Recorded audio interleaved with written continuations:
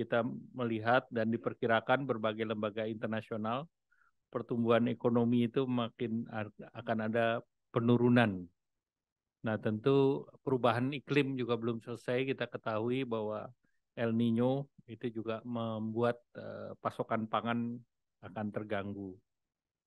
Nah, alhamdulillah tadi telah disampaikan oleh BPS, pertumbuhan ekonomi kita tumbuh di 4,94% secara year on year atau 5,05% setahun, dan ditopang oleh solidnya permintaan domestik yang dicerminkan oleh konsumsi rumah tangga dan PMTB, dan kuatnya konsumsi domestik juga kita lihat dari indeks keyakinan konsumen yang masih di 121,7 per September.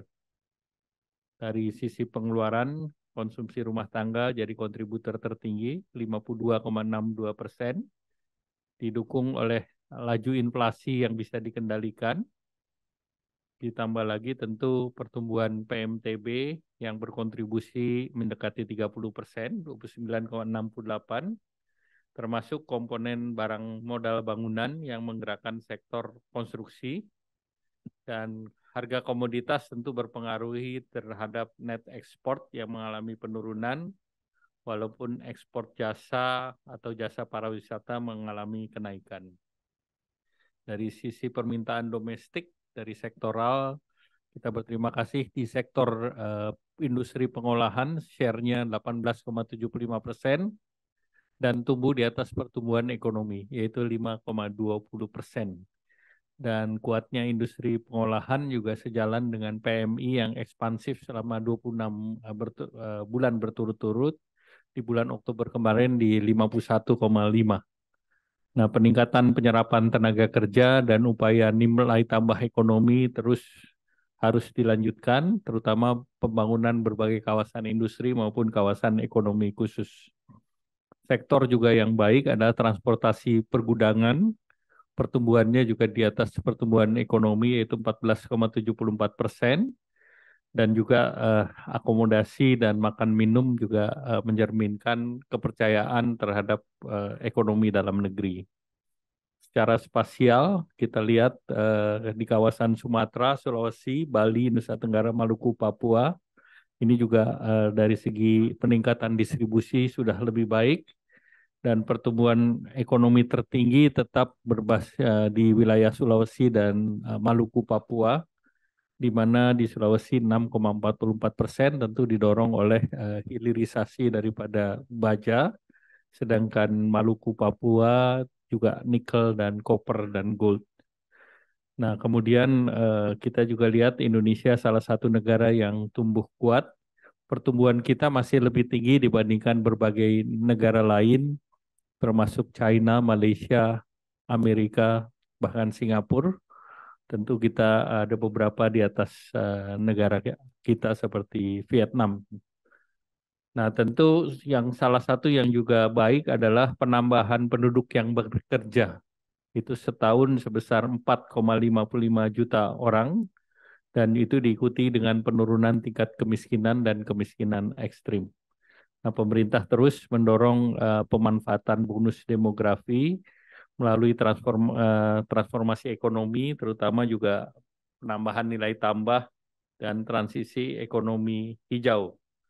Nah, tentu pemerintah menerjemahkan dengan peningkatan permintaan domestik.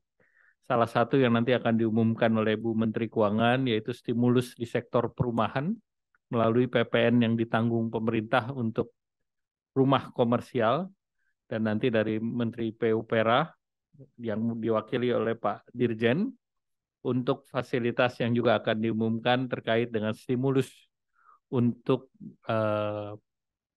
rumah, biaya administrasi rumah masyarakat berpendapatan rendah. Oleh karena itu, kami persilakan Bu Menteri Keuangan. Terima kasih Pak Menko. Assalamualaikum warahmatullahi wabarakatuh. Selamat sore dan salam sejahtera untuk kita semuanya. Pak Menko yang kami hormati, Pak Dirjen PUPR, Pak Heri, dan seluruh jajaran Kemenko maupun dari kementerian. Telah disampaikan oleh Bapak Menko tadi bahwa kita penting untuk menjaga momentum pertumbuhan ekonomi yang terus-menerus dihadapkan pada ketidakpastian global yang tekanannya mulai kita lihat dan kita rasakan dalam berbagai bentuk seperti kenaikan dari harga beras ya dalam hal ini karena El Nino dan juga dari adanya dinamika di pasar keuangan global, baik itu dalam bentuk kenaikan yield di Amerika Serikat, kenaikan suku bunga di Amerika Serikat, kemudian exchange rate yang cenderung menguat di Amerika Serikat, ini semuanya membawa dampak pressure yang cukup besar bagi perekonomian. Kita tetap waspada dengan berbagai dinamika tersebut. Kemudian ekonomi terbesar dengan RRT juga yang cenderung masih melemah dan berupaya untuk pulih dari COVID itu masih akan juga memberikan dampak spillover atau rambatan ke dalam negeri.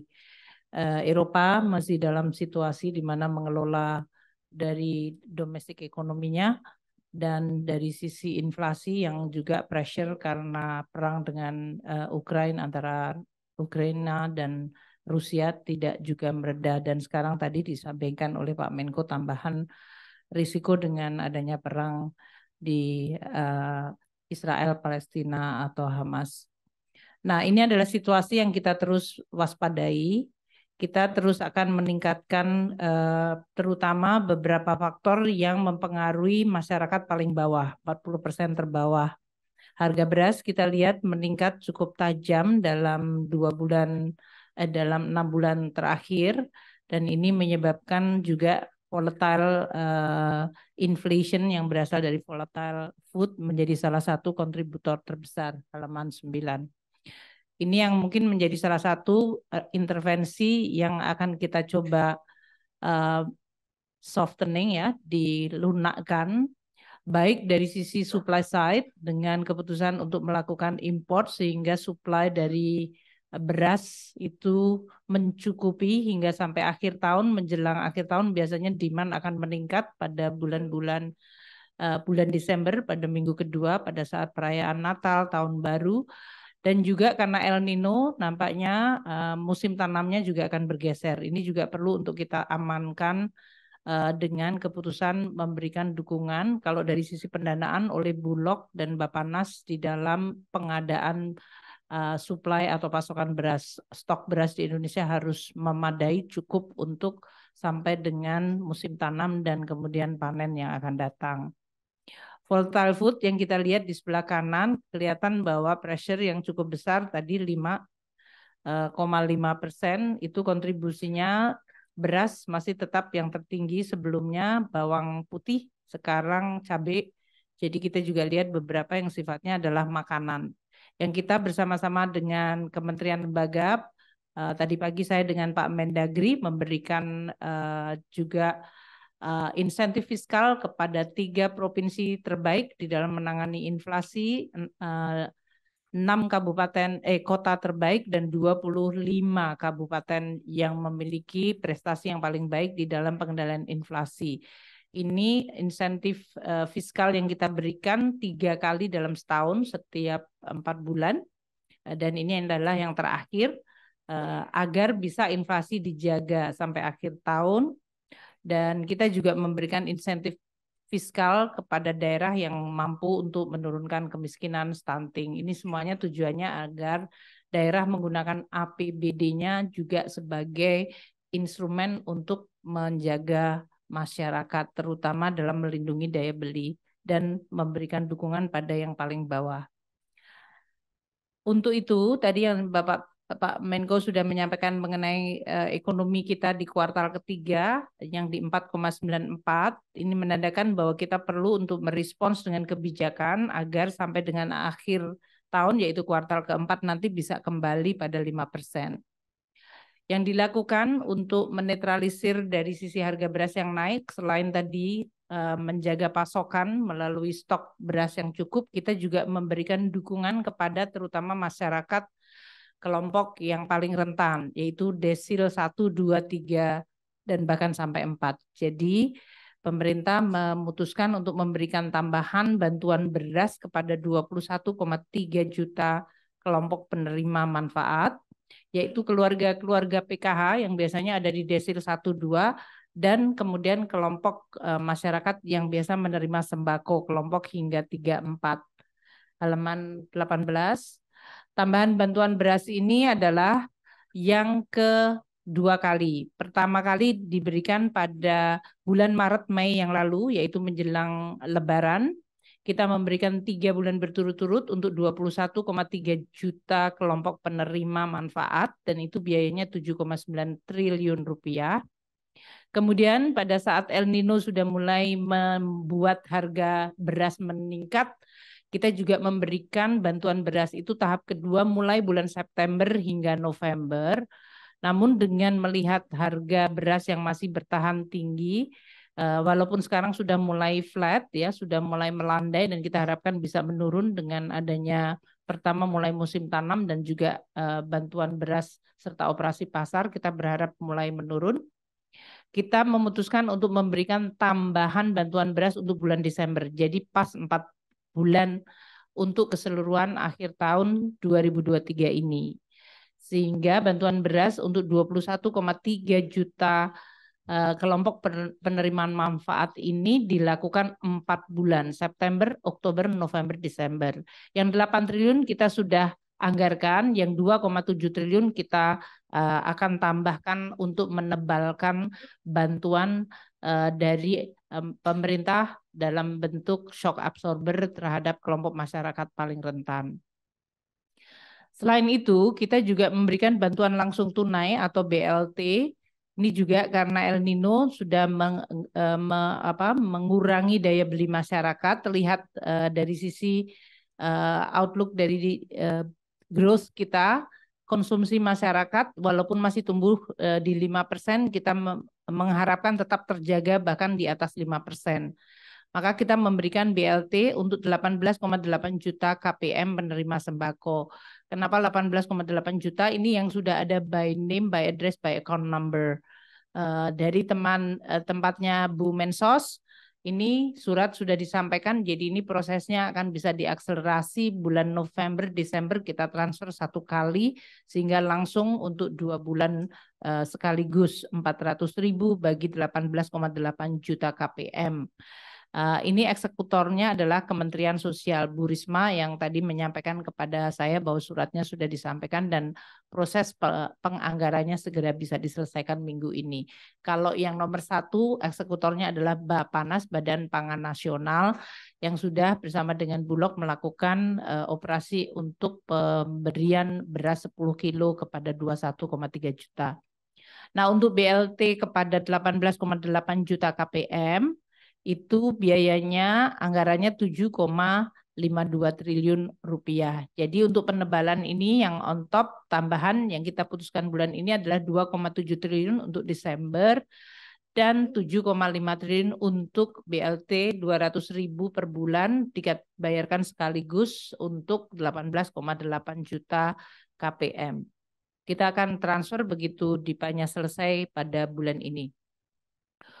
Untuk yang lain adalah kita masih melihat untuk memboost growth adalah mengakselerasi kredit usaha rakyat. Pak Menko bersama saya dan beberapa menteri memonitor bahwa KUR kita ini penyalurannya tahun ini agak melemah. Ini karena ada beberapa perubahan dari sisi kebijakan. Sehingga kita sekarang akan meminta kepada perbankan, terutama bank-bank yang besar ya seperti BRI, BNI, Bank BUMN, Bank Himbara, namun juga BPD untuk bisa mengakselerasi penyaluran kredit usaha rakyat ini yang sampai dengan September baru 177 triliun. Kita menargetkan tahun ini bisa 297, ini pun sebetulnya lebih rendah dari target KUR tahun lalu yang bisa mencapai 360 triliun. Jadi kita akan mengakselerasi dalam 3 bulan ini. Ketiga, untuk sektor perumahan yang nanti dari Menteri PUPR menyampaikan untuk eksekutornya yang biaya administrasi yang dibantu oleh APBN. Pertama, untuk menstimulir sektor perumahan, yaitu dari sisi demand side, maka pemerintah memberikan insentif dalam bentuk PPN-nya ditanggung oleh pemerintah untuk rumah yang di bawah 5 miliar. Namun yang 5 miliar ini yang ditanggung adalah yang 2 miliar. Jadi dari yang kita umumkan sebelumnya, yaitu insentif untuk pemberian rumah di bawah 2 miliar, PPN-nya ditanggung pemerintah, kita naikkan ke 5 miliar, tapi yang untuk 5 miliar, bagian yang 2 miliarnya saja yang ditanggung pemerintah. Nah, PPN ditanggung pemerintah ini ada 2 fase. Fase pertama adalah ditanggung pemerintah 100% untuk PPN-nya mulai bulan November, Desember 2023 dan Januari hingga Juni 2024. Itu PPN yang ditanggung 100%. Kemudian untuk Juli Desember kita akan menanggung 50% dari PPN penjualan rumah antara 2 miliar tadi 50% dan untuk 5 miliar 2 miliarnya akan ditanggung 50% PPN-nya oleh pemerintah. Untuk yang kedua, kami akan memberikan bantuan kepada rumah masyarakat yang pembelinya adalah masyarakat berpendapatan rendah. Ini yang selama ini sebetulnya sudah diberikan bantuan melalui FLPP dana yang bergulir. Nah, namun masyarakat ini di dalam membeli rumahnya, mereka masih menanggung biaya administrasi. Jadi pemerintah akan menanggung biaya administrasi sebesar 4 juta per rumah bagi masyarakat berpendapatan rendah yang membeli rumah sederhana. Rumah ini biasanya harganya adalah 160 cut off-nya. 160 juta, 170 juta lah, 167. Nah, ini sekarang harga rumahnya kita naikkan menjadi 350 juta per rumah. Sehingga MBR dalam hal ini bisa beli rumah yang sampai 350 yang eligible untuk dapat bantuan biaya administrasi. Selain tentu saja kita juga punya KPR yang melalui FLPP yang sebetulnya juga diberikan subsidi bunga. Jadi ini adalah tambahan dari insentif yang sudah diberikan kepada masyarakat berpendapatan rendah. Kemudian kita juga memberikan tambahan anggaran untuk Kementerian Sosial yang memiliki program Rumah Sejahtera Terpadu. Rumah Sejahtera Terpadu ini adalah program Kemensos untuk mengupgrade dan memperbaiki rumah-rumah dari penduduk yang dianggap mendapat eligible untuk dibantu. Setiap rumah tangga miskin ini diberikan 20 juta yang dalam bentuk untuk di-upgrade rumahnya. Jadi tidak diberikan cash, tapi rumahnya diperbaiki dengan anggaran sampai 20 juta. Ini beberapa daerah saya sudah pernah diajak oleh Bu Mensos untuk melihat dan kelihatan bahwa rumahnya di-upgrade menjadi rumah yang jauh lebih layak huni. Nah, paket kebijakan ini kita berharap tentu akan memberikan dampak dorongan kepada perekonomian kita. Kalau kuartal keempat baseline-nya 5,06% outlook dari proyeksi kita, dengan banyaknya ketidakpastian itu bisa melemah ke 4,81. Dengan adanya paket ini yang bisa berjalan di kuartal ketiga, kita berharap akan menambah 0,2% additional growth, sehingga di kuartal keempat kita berharap pertumbuhan ekonomi tetap bisa dijaga di 5,01% nanti pada kuartal keempat. Sehingga pada full year 2023 kita berharap perekonomian kita tetap akan terjaga di 5,04. Karena kalau tidak mungkin dengan kuartal ketiga sekarang di 4,94 dan kuartal keempat yang kemudian tidak diberikan dukungan, bisa saja pertumbuhan ekonomi bisa turun ke 4,99%.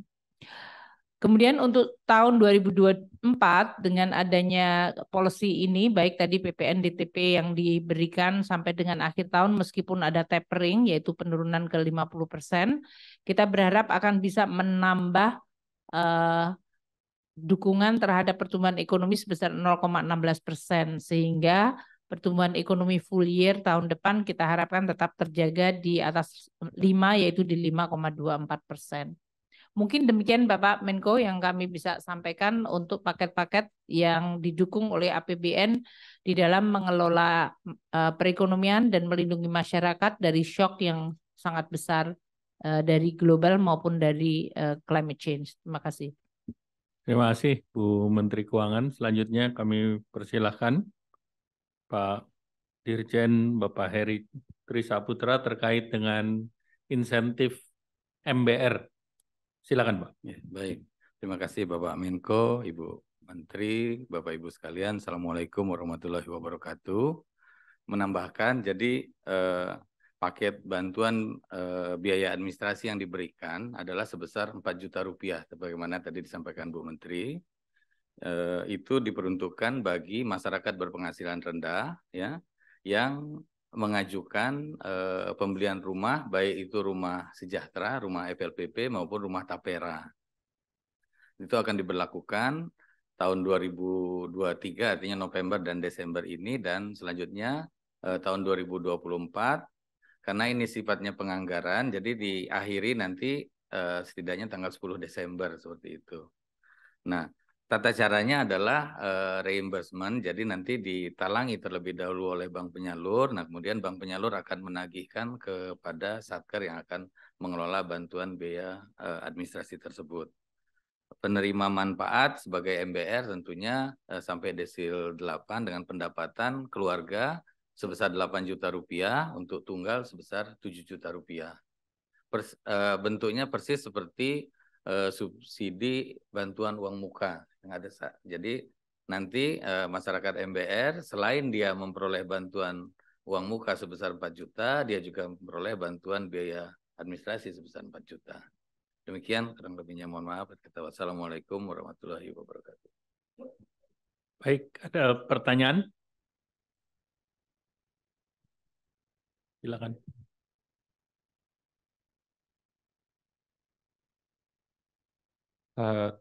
Yang penting bukan ngacung, yang dapat mic duluan.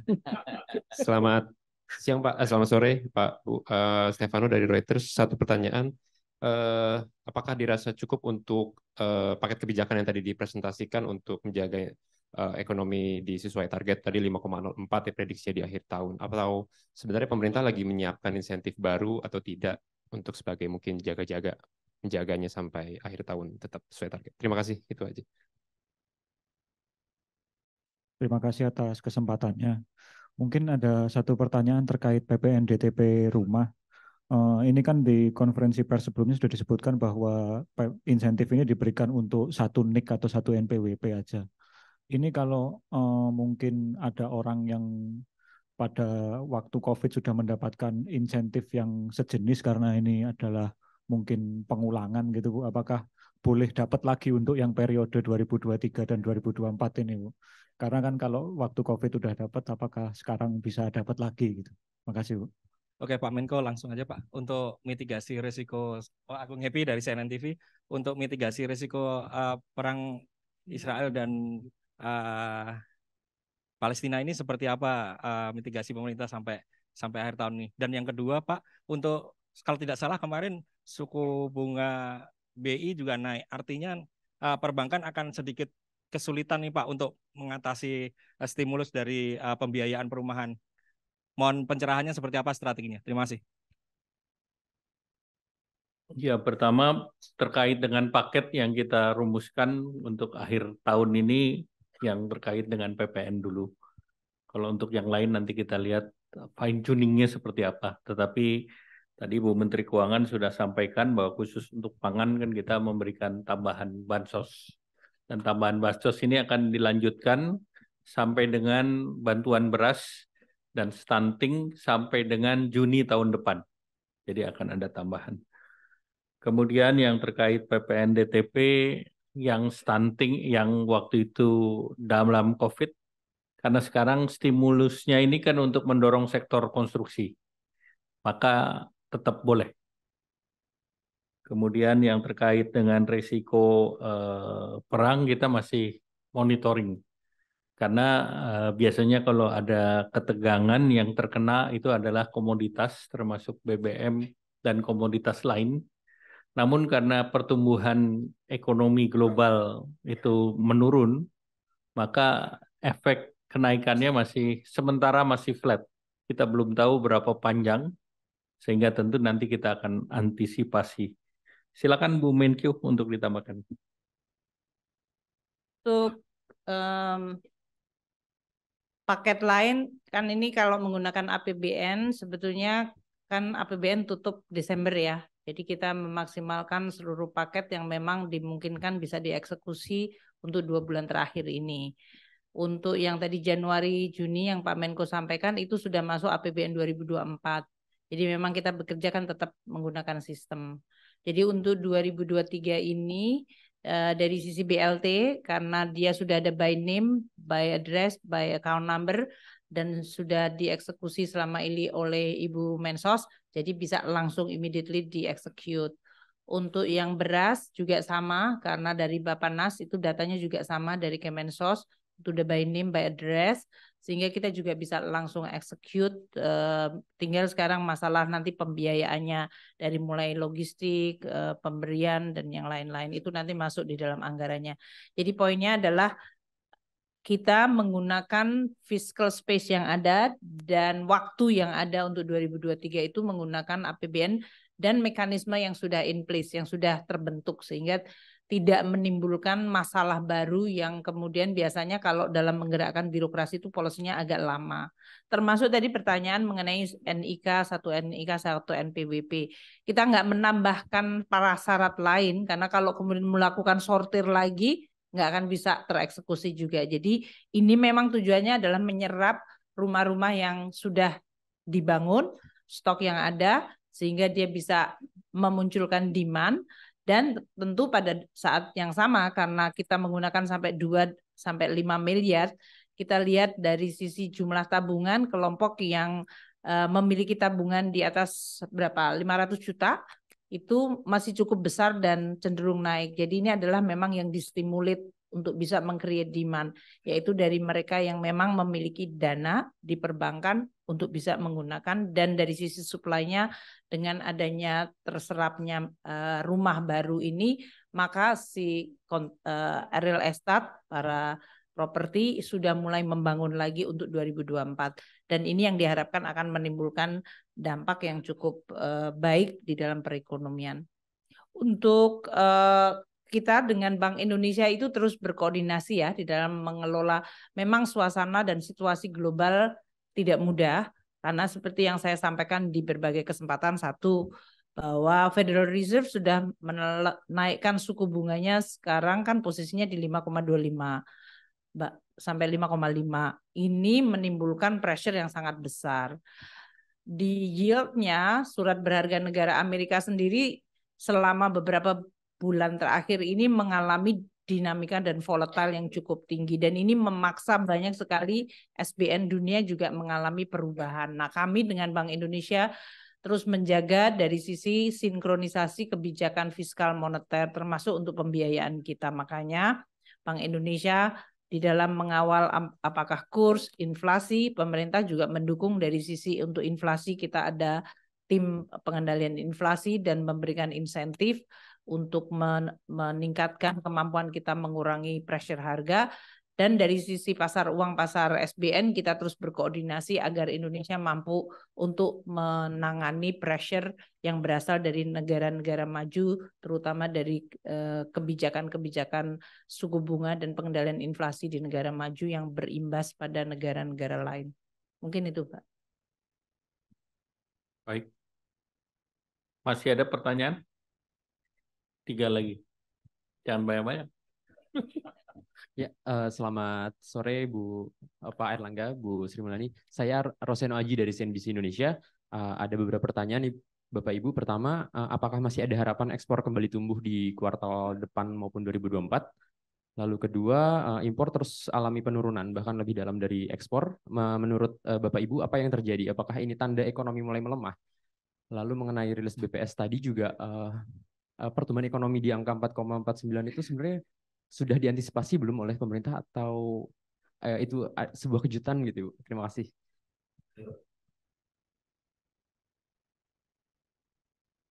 Ya, saya satu pertanyaan aja, Pak Menteri dan Bu Menteri. Ini kan tadi BPS Dari juga mana, Mas? aku dari Ibnu dari kantor berita Bloomberg Technos. Ini belanja pemerintah kan kontraksi di kuartal 3 tahun ini. Nah, salah satu faktor yang bikinnya ini jadi salah satu faktor yang bikin ekonomi kita melambat juga ya, Pak. Ini mungkin bisa penjelasan Bu Menteri, apakah mungkin gara-gara APBN kita masih surplus kah atau ada penjelasan lain? Terima kasih. Satu lagi sebelah sini. Selamat siang, Bapak dan Ibu semuanya. Saya Fariza dari Kumparan. Saya izin bertanya ke Ibu Sri Mulyani soal tagihan Bulog yang terakumulasi 16 triliun, Bu. Apakah minta tanggapannya, apakah kapan dibayarkan begitu, Bu? Yang sesuai hasil rapat terbatas tadi di Istana Kepresidenan. Terima kasih. Jadi yang terkait dengan ekspor, tentu ekspor import ini harga komoditas kan relatif lebih rendah dari tahun lalu. Jadi dari segi angka tentu kelihatannya ekspor import ini turun. Dan tentu kita juga melihat demand sendiri relatif melemah. Oleh karena itu beberapa kebijakan yang dilakukan pemerintah termasuk untuk dalam negeri adalah membolehkan sektor manufaktur yang biasanya ekspor bisa ke dalam negeri 50%, ini direlaksasi menjadi boleh lebih dari 50%. Dari PMK-nya sudah bisa, kemudian dari Menteri Perindustrian kami sudah minta untuk direvisi regulasinya, sehingga ini bisa lebih untuk mendorong. Kemudian tentu dari segi demand memang nanti akan ada penyesuaian, kita tahu berbagai global ini kan wait and watch juga terkait dengan perkembangan.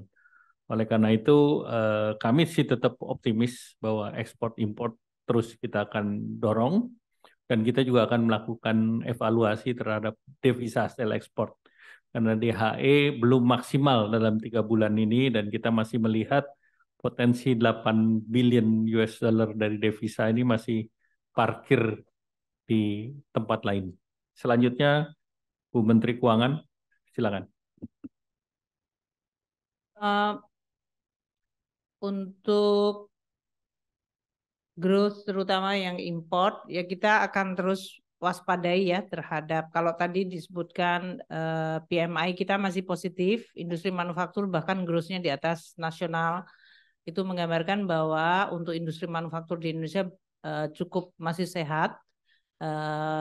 Kalau kita lihat bahwa dari sisi importnya mengalami negatif growth maupun ekspornya juga sama-sama negatif growth ya, itu penjelasan bahwa tahun lalu baseline-nya tinggi banget. 2 tahun berturut-turut kan tingginya cukup tinggi itu, pertumbuhan dari 2 faktor eksternal ini.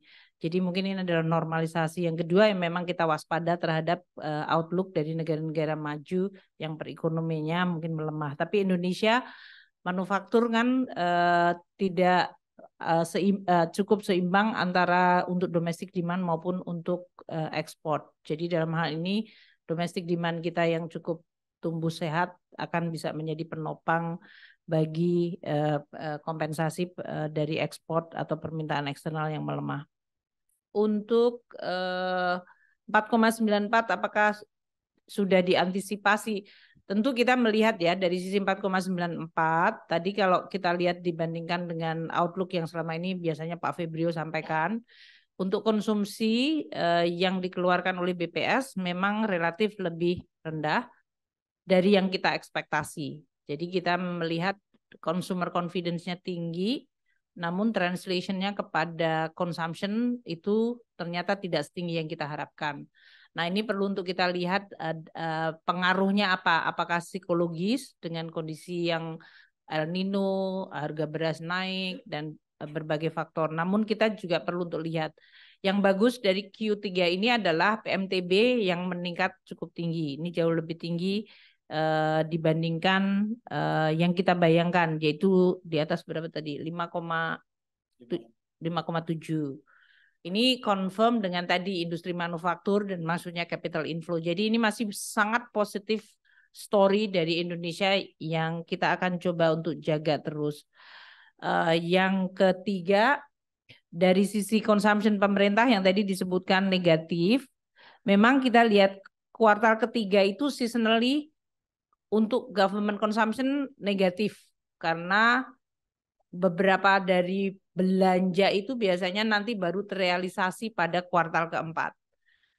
Saya kemarin sudah menghitung dari postur ya, untuk sampai dengan Desember ini kan kalau dilihat dari alokasi belanja yang ada, kita masih ada untuk 3 bulan terakhir, jadi 3 bulan terakhir itu belanja yang ada di dalam APBN itu masih ada 1.078 triliun.